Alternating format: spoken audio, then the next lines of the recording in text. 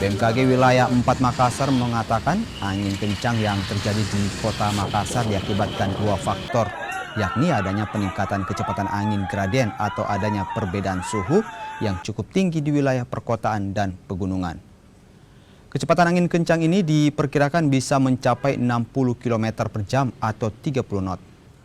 Dengan kecepatan angin yang cukup tinggi, warga diimbau tetap waspada dan juga transportasi udara. BMKG juga mengatakan saat ini telah memasuki puncak musim kemarau dan musim hujan diperkirakan akan terjadi di bulan November.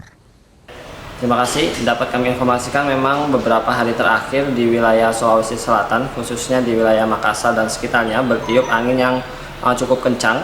Dari pantauan kami dapat mencapai kecepatan 60 km per jam atau 30 knot. Hal ini diakibatkan oleh dua faktor menurut analisis kami, yaitu yang pertama faktor regional dan yang kedua adalah faktor lokal.